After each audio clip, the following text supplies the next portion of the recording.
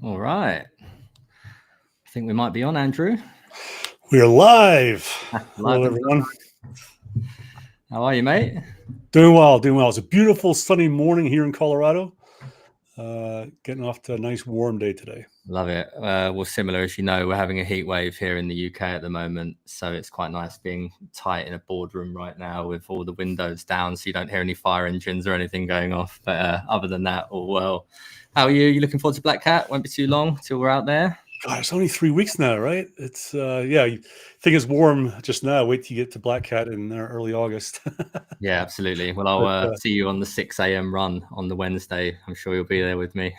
I'll be in the gym if I'm anywhere, not Love it. outside. Cool. Well, Andrew, it looks like we've got some guests that have joined in already, which is great.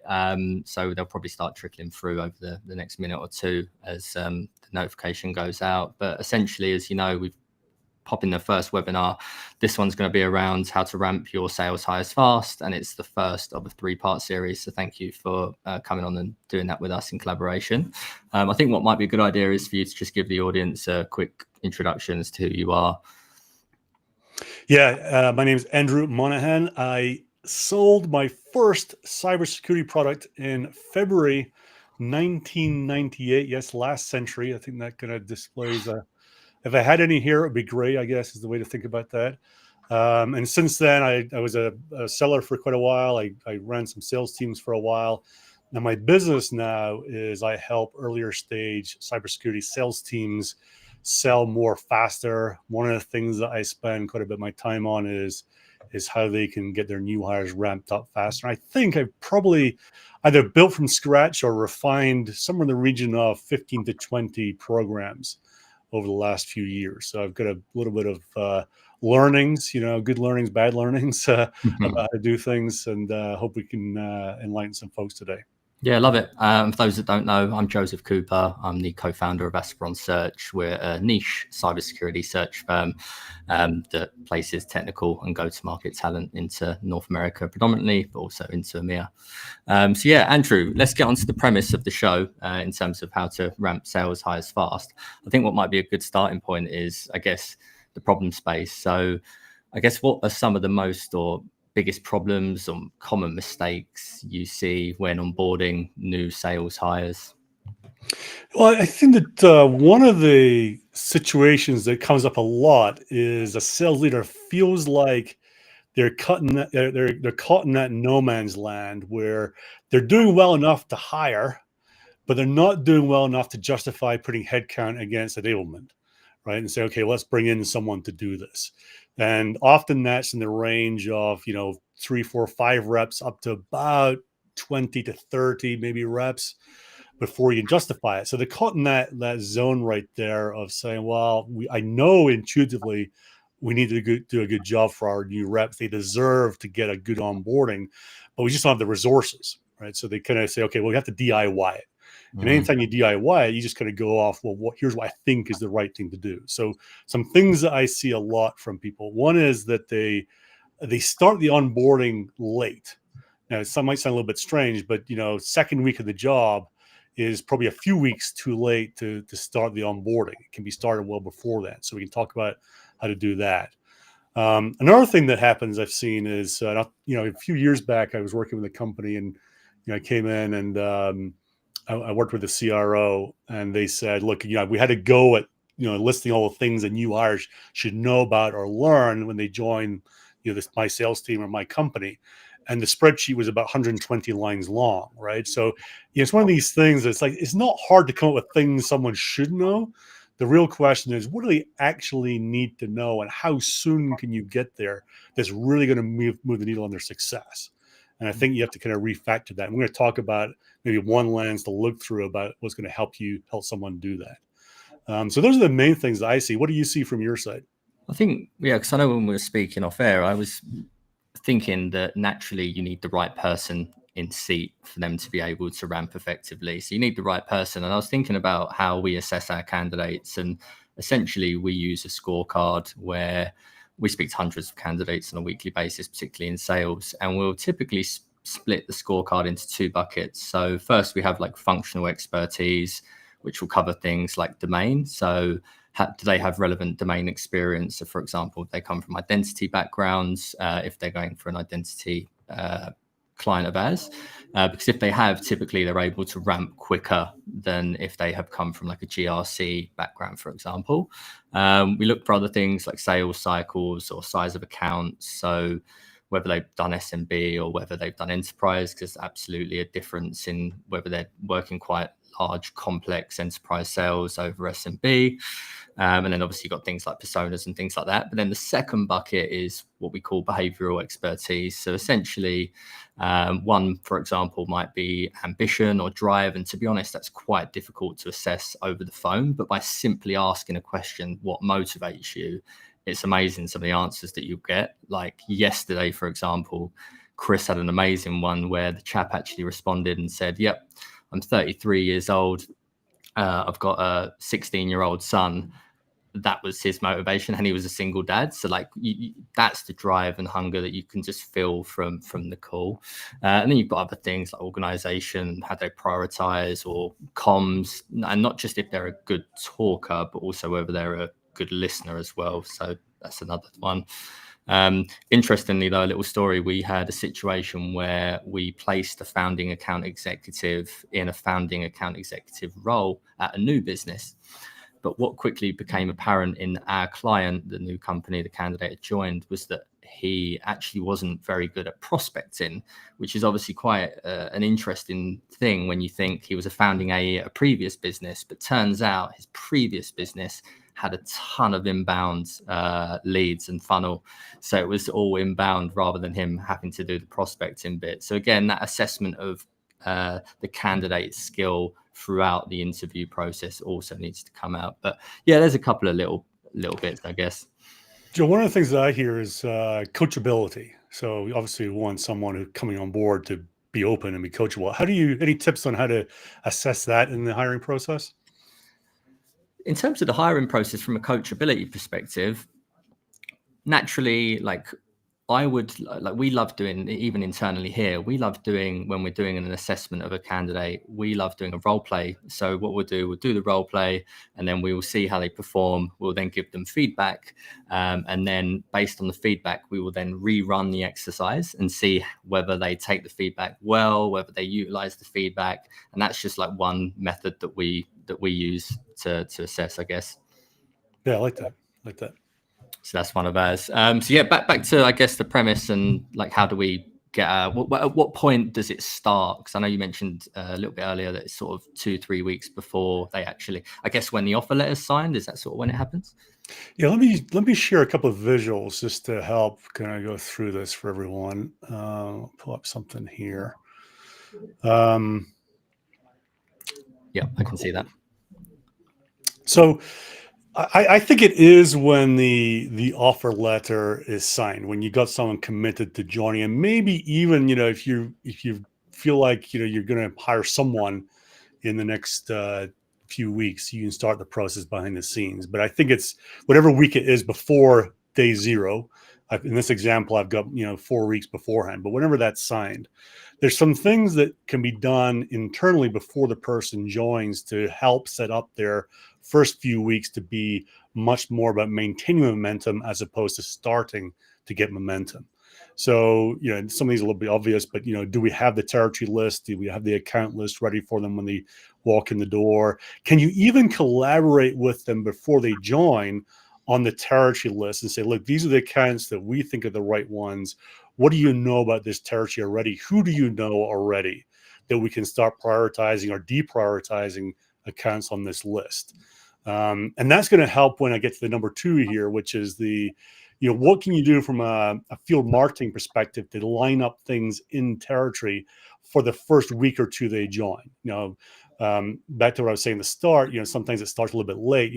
When someone comes on board and halfway through the first week or end of the first week, someone says, well, you should probably run a dinner or something like that. Before you know it, you're 3 or 4 weeks into that person's employment before that dinner actually happens. What if it was planned to say that everyone who joins on the first Thursday of their employment, there's going to be an in-territory dinner, and we as a company are going to put a lot of the work in with SDRs and marketing to get that set up. right? So that when they come in, you don't have to know how to do the value prop, for example, by the first Thursday, because you got to sit down with people. Now, of course, we send in people from the company as well. Hopefully, the head of sales or the CEO is going to come in as well if you get some good job titles there. But as an accelerator for that person, what a great way to get them talking to people, socializing, getting to truly understand them in a setting that's different from a sales call, right? And it puts a little bit of pressure internally to say we need to get that set up for everyone who joins. So I think that's a powerful way to think about it. And of course, the other side is partner meetings, right? And, I think most companies are either partner first or partner forward, let's say. Rather than again waiting to week 3 or 4 to have in-person partner meetings, book those for that person as they're coming in. So during that first week again, and maybe you partner up with the partner on doing that dinner, and it becomes a whole symbiotic thing. There's lots of things that can be done there. And I think the other thing that happens as well is, we wait too often for, well, let's agree the account list the first week and we'll get your SDR set up and make some calls or whatever the second week. That SDR could be doing all that work beforehand. They can be really, I really think, Joe, if you come in, the way to think about it is, what can we do to help this person succeed, and what expectations can we then give them to say, well, this is what we're going to do. Here's what we want you to do to be successful as well. And if we can say, when they walk in the door on the first day, we've got 15 people registered for dinner on Thursday night. We've booked 3 partner meetings for you. And by the way, the SDR's got 3, senior security first meetings set up for you for weeks 2 and 3, right? What a way to get some acceleration about that person ramping up from there. Yeah, love that. Would you just on that, Andrew, would you provide the target account lists, or would you expect the sales rep to compile that list themselves? Because I've sort of had 2 conflicting arguments on that, whereas like, what would you sort of suggest? Well, I think it has to be a bit of both, right? I mean, I think, if you think about the capacity planning from the rev ops side and from the head of sales side, you gotta have an idea what this territory, if it's a replacement territory, what's happened so far, or if it's a expansion territory, okay, what's that person, how do we know it's going to be a good territory, right? So you've done some sort of work. Why not, go a bit further and say, okay, well, this is, depending on the role, right? Here's the top 25 or 100 or 200, whatever it might be, accounts we're going after, but then collaborate with that rep, right? If there's someone who's been in the territory for 10 years, you want them involved in the process. I wouldn't just say, you figure it out, right? Because I think there's going to be some knowledge internally about our ICP. We're going to have access to data sources that maybe they don't have access to, things like that. So I think it's got to be a collaboration. Yeah, got it. So once they've joined, and hopefully they've got set up with this, I love the idea of an initial event or dinner, by the way. What's then next? Yeah, so walking in the door, one of the things that I do for all my clients when I do these programs is we set a quite aggressive goal that the new hire was going to be certified in running a first meeting by the end of their second week in the company. All right, so let's talk about what that means and why we do it that way. So for me, it means, let's say that one of those meetings that the SDR booked, or they went to a friendly that they know and said, hey, I've just joined a company, let's get together. And, that meeting happens, let's say the second Friday they're on board. And for whatever reason, the head of sales couldn't make the call. Their Zoom went down. The CEO, I don't know, their wife was having a baby, or their husband was, doing something, and they couldn't make the call. And then the per new hire sitting there going, oh my God, I got this important meeting with a CISO and I'm on my own, right? So we want them in that situation to be able to run that first meeting. And the way I break it down is I say, can they do really good value-based discovery? Can they position our company using the sales deck, if we have one, or whatever tools we have, as the way to solve the problems we uncovered in discovery? Can they handle the usual, big questions / objections that we get? Can they tell a couple of stories about other people just like them who've had success with us?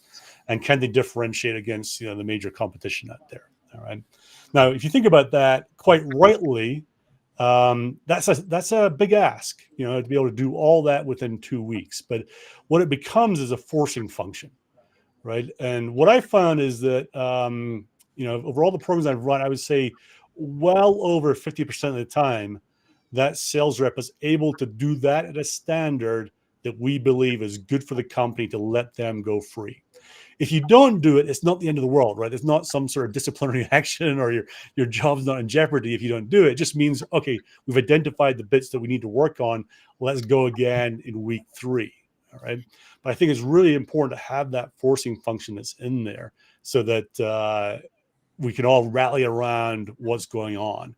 I think one of the things I've heard from new hires in the past is you can ask them, how are things going? Right. And they say, well, things seem to be going great. You know, I've talked to some people, I've made a few calls. A lot of kind of what I would call very wishy-washy stuff. Right. What I would want to be able to do is as they walk in the door, say, look, here's the expectations. We want you certified in the second week. We want you to produce X amount of pipeline yourself by the end of month 1. We want to have put your first deal by end of month, whatever, and 6-month milestone. And then each time you ask how are things going, you're having a conversation against set milestones that they should be thinking about. So that's how I would think about doing that, rallying around that first meeting. You remember I said that, it's easy to come up with a long list of things that you could have them learn in their first couple of weeks.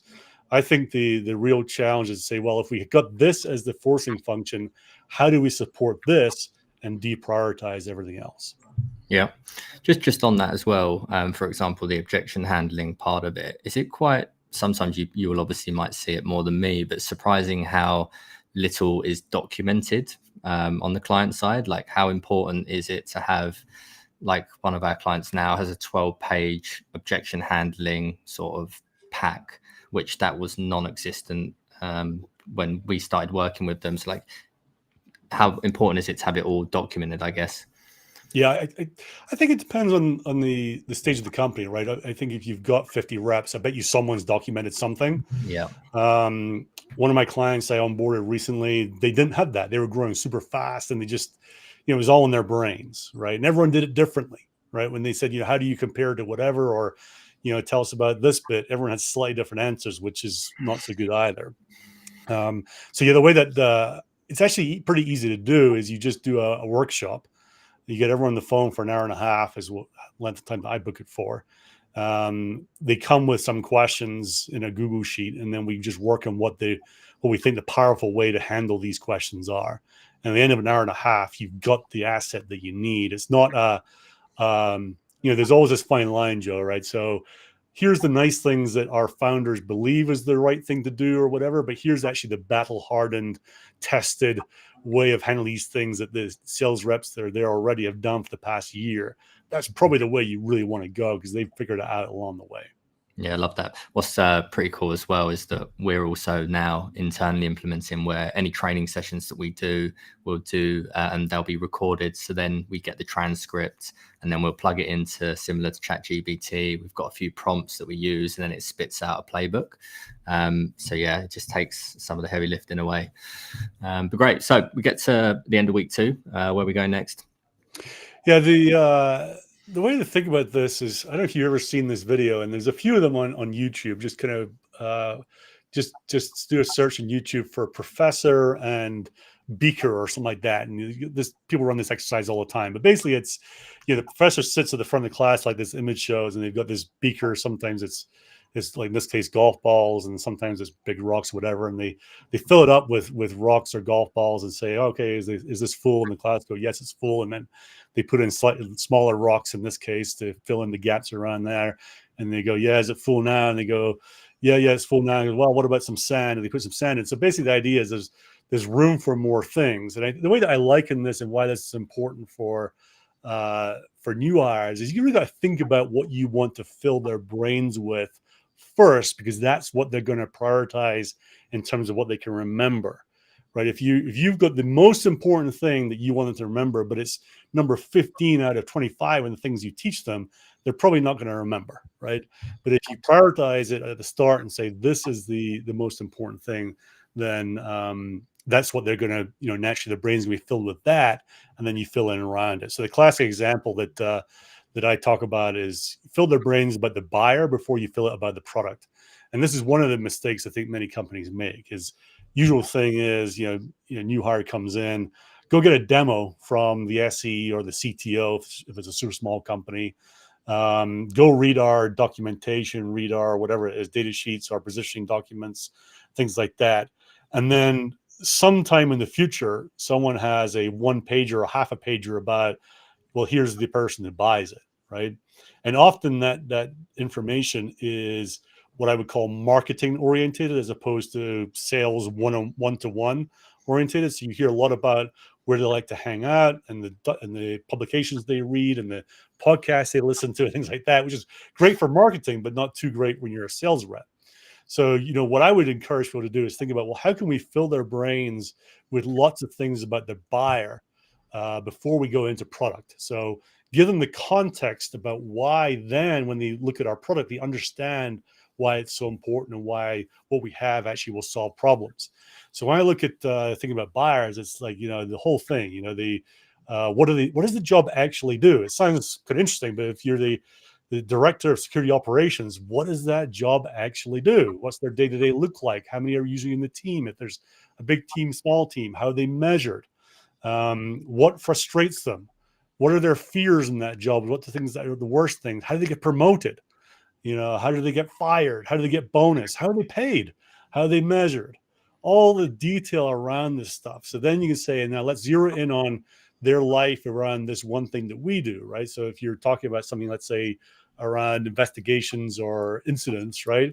Well, let's talk about how much of their time is devoted normally to that, and then how does it change if there's an incident? Who do they interact with around that incident? What are the biggest problems, around the incident that they have to deal with internally before they even think about a product and whether a product might solve the problem, right? So it's almost like when you're doing this, forget about what we do. It's a bad thing to mention our product name or our company name when you're training people on buyers. So really go deep in understanding who they are, what they're all about. So when the sales rep gets on the phone, their chances of asking much more interesting and intelligent questions and their empathy towards that buyer are just levels above they would be than if we said, well, let's demo the product to you and tell you about the amazing things it does and things like that. How will you assess, or would you be able to quickly pick up that the sales rep potentially isn't quite understanding what they're learning potentially? Well, you can put checks and balances in. So if you think about a learning path, right? Say we got a learning path around the buyer. So there's going to be some sort of way that you teach them, right? And it might be videos, it might be a briefing document. There's going to be things like that, right? And then what you first layer might be some sort of quiz about various parts of that. And then these days, what you can do is use AI role plays to say, okay, let's imagine you're having lunch with the director of security operations at a manufacturing company, and you brief the role play agent about what that job's all about. And then you say, here's how to assess whether this person did a good job or not. And then you let the new hire or any rep, frankly, have a conversation using the AI bot to do that. And the AI bots these days are getting really good, I got to tell you. So then you get the score and you say, yeah, they empathize, they connected, they asked the right questions, or what, they went off the reservation and asked, to the conversation in ways they shouldn't have gone. So that's like a 3-step process to figure out where they're at. Yeah, cool. What we like doing as well now is assessing the candidate once they've been in the seat for, say, like 4 to 8 weeks against the initial scorecard that we gave them in the interview process. It's really interesting seeing the results as to what they were 8 weeks ago as to what they are now. So it's just another little bit of gold to do that. Yeah. Cool. Yeah, what's next? So I think everyone or most people have some sort of conversation intelligence tool in place right now. So the Gongs, the Choruses, Copilots, and frankly, there's a whole ton of them out there right now. I would say that for me anyway, in the last 10, 15 years of this huge rise in sales tech, I think that these CI tools have been probably the biggest positive impact on the sales profession, because you go from guessing what's happening on calls to actually knowing and giving yourself the chance to keep getting better and better and learning, right? I think, though, that one thing that, if you don't have someone who's an enablement person, often people don't set up simple things such as some folders, right? So I always think, like, if I'm new hire, I want to go in there and look at some snippets. I don't want to listen to a whole bunch of whole calls, but if I've got a playlist that says, here's here's 15 snippets of great discovery questions that elicit a great discussion with the prospect. Here's another one that talks about, great ways to use some of the slides that we give them. Here's another one about the objections, right? So they just go in and you maybe give them tasks and say, okay, Monday this week, you got to do this, Tuesday, Wednesday, whatever it might be. You set them different goals to go through them. So they just listen again and again. And I'll tell you one thing I found is I think in most of these tools, and certainly in Gong and I believe Chorus, in the reports, you can see who listens to calls, right? So it's not just their calls, but anyone's calls. And almost without fail, the person that listens to the most calls is the ones that are the top performers in the team. So, they're learning along the way. I worked with a team a couple of years ago now, and one of the reps actually came from Chorus into a cybersecurity job. And he just set up playlists. And when he walked the dog every morning, he listened to playlists of other people's calls and snippets and just, absorb all the things they were saying. I really liked how Dan said that thing. I'm going to incorporate that into my way of doing things, right? So I think it doesn't take a long amount of time. It doesn't take a whole bunch of effort. Just setting up some folders, thinking about going back to my first meeting thing. What are the components there that we can give them examples of what good looks like? And then setting the expectation that we actually want you to listen to whole calls as well, whatever they might be, 3, 5 per week. I think it's funny these days when, usually when someone joins, you see the Slack message go out, the email going out, hey, invite me to any calls you have coming up, right? I'd love to listen in. And I think, well, you don't have to do that, right? Just go into Chorus or wherever you have Gong and just start listening to calls. You'll accelerate a lot quicker than waiting for Thursday for, someone called Dan to invite you to a call that may or may not actually take place, right? Sometimes they don't happen, they get postponed or whatever. So, these CI folders and thinking about that is your friend for sure. Yeah, absolutely love that. Last thing I'll say is, even without a enablement person on board, you can automate a lot of this as well. So I think that there are definitely some sales enablement platforms which require you to have, people to run them. I get that, right? Some of the more legacy ones, let's say, they're designed for a small team of enablement people to set them up and run them and all the rest of it. There's some that are coming through that are a bit more nimble than that, and you don't have to use the whole thing to get up and running and get some value from it. And as I said before, this idea of using the AI role plays as a way to accelerate someone's learning is a big deal, right? It's the old thing. Do you want them to practice on your prospects, or do you want them to practice before they get on the phone with a prospect?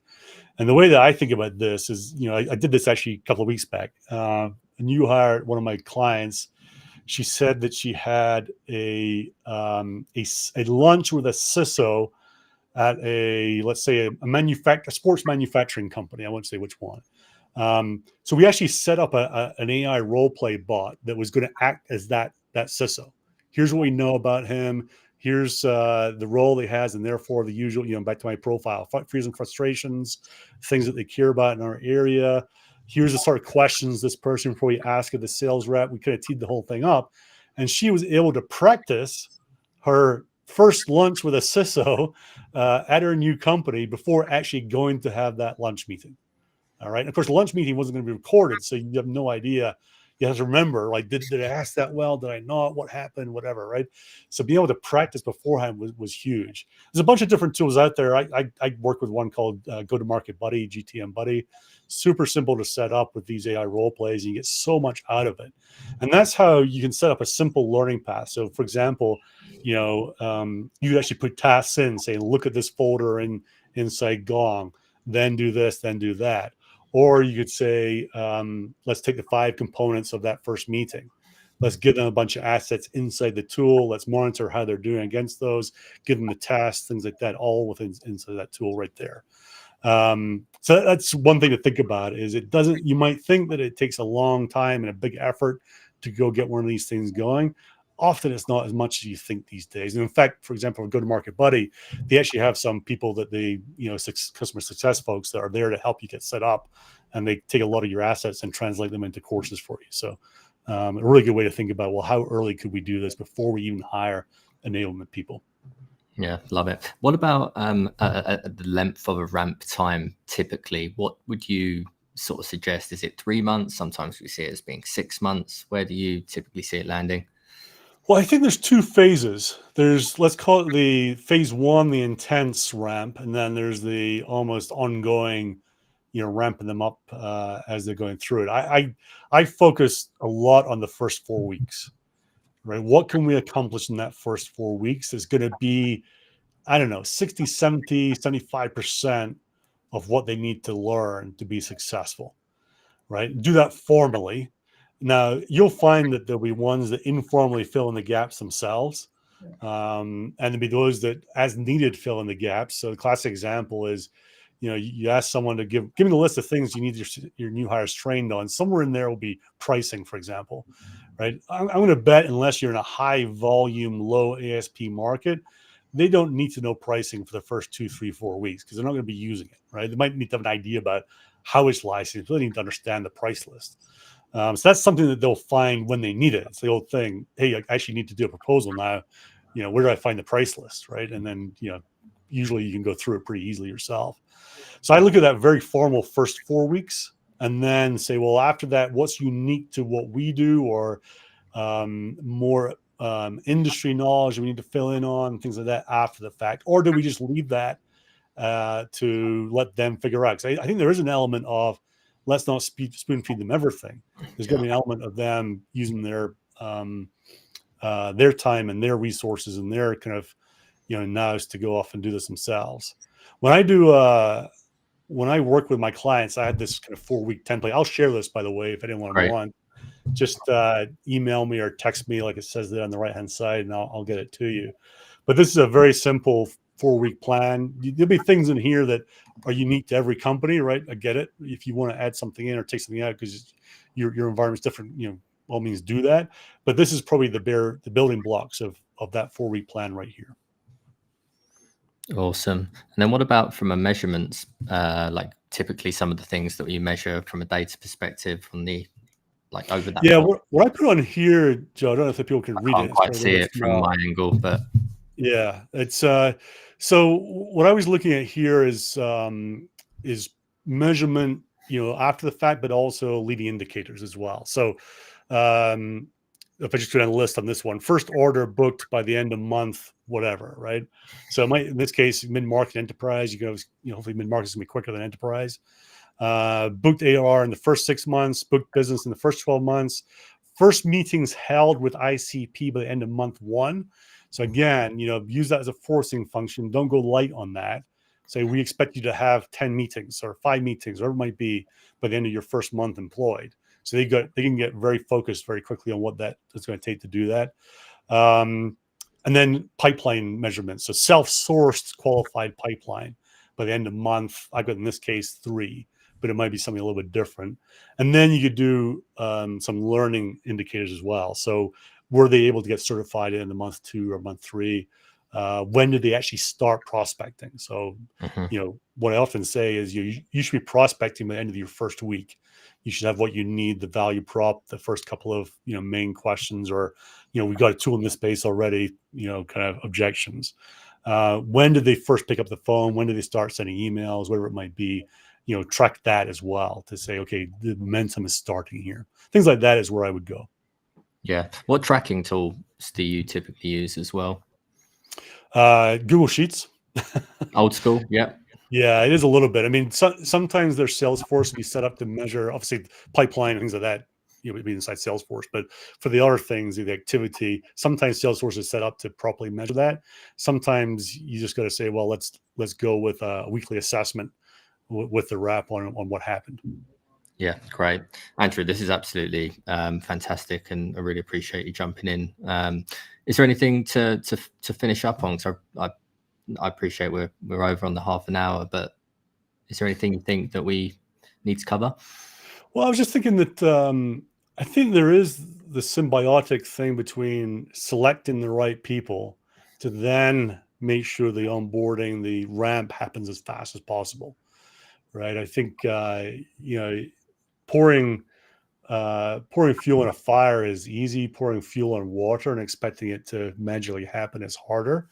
So, I really like what you were saying at the start about taking the time to properly assess how quickly do we think this person is going to be able to ramp up, so that we are in a better position to be able to handle it appropriately. Yeah, because we see it too often where founders or sales leaders just expect stuff like overnight, which we know isn't the case. So a lot to cover there. Thank you for offering to share that DIY template as well for those interested. We'll make sure that that's shared. But that was an excellent webinar. So thank you for coming on, Andrew, and telling us how to ramp new sales hires fast. I enjoyed it. Brilliant, Thanks, mate. Ron. Thanks, mate. See you at Black Gap.